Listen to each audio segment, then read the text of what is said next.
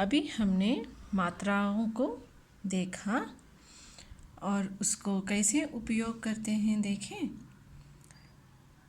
इस चित्र के नाम में जब भी आपको व्यंजन के बाद अगर स्वर सुनाई पड़ता है तो हम उस स्वर को मात्रा के साथ बदल देते हैं। यह चित्र में क्या दिखाई देता है? गुलाब। तो गुलाब को कैसे लिखेंगे देखें। गुलाब में पहली ध्वनि क्या सुनाई पड़ती है? ग। ग। ग के बाद आपको गुलाब में कौन सी ध्वनि सुनाई पड़ती है? उ।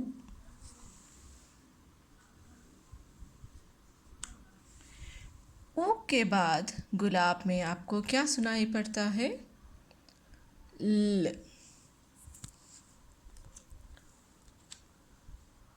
ल के बाद गुलाब में आपको क्या सुनाई पड़ता है? आ।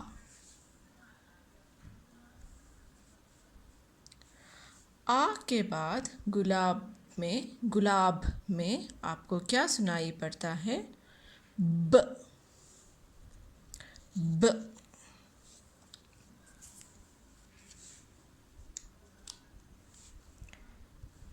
ब के बाद गुलाब में आपको क्या सुनाई पड़ता है?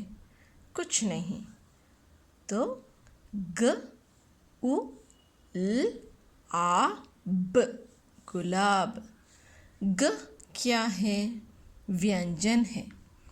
ग के बाद आपको क्या सुनाई पड़ता है? उ जो कि एक स्वर है। ल व्यंजन है।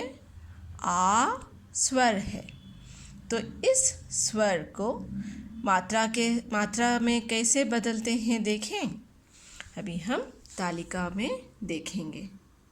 यह मात्रा की तालिका है। तालिका यानी चार्ट। आ की मात्रा क्या है? कुछ नहीं। यह गुलाबी बक्सा जो है वह व्यंजन का स्थान है और आ की मात्रा यहाँ पर कुछ नहीं है। आ की मात्रा क्या है? यह है। ये गुलाबी जो बक्सा है वह व्यंजन का स्थान है और उसके बाद आ की मात्रा को इस तरह से लगाते हैं। तो ऊ कहाँ है? ऊ यहाँ पर है और यह जो है व्यंजन का स्थान है और ऊ की मात्रा को इस तरह से लगाते हैं। तो अभी हम देखें। गुलाब में ग के बाद उ का स्वर आता है और उ की मात्रा को कैसे लगाना है? इस तरह से, जो कि गुलाबी बक्से में ग व्यंजन आएगा और उसके नीचे उ की मात्रा को इस तरह से लगाना है। तो अभी हम उ स्वर को हटाकर उसकी जो मात्रा है उसको इस तरह से लगाएंगे। गुलाब में उ के बाद आपको ल व्यंजन सुनाई देता है और ल के बाद आ स्वर सुनाई देता है। तो तालिका में देखें। आ स्वर का क्या मात्रा है? आ स्वर का यह मात्रा है। तो अभी हम मात्रा की पेटी से अ स्वर के मात्रा को लेंगे और आ स्वर को उससे बदल देंगे।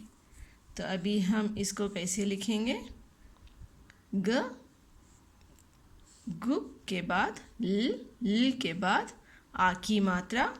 आ के बाद आपको ब व्यंजन सुनाई देता है, उसको इस तरह से लगाएंगे और ब के बाद कुछ भी नहीं सुनाई पड़ता है।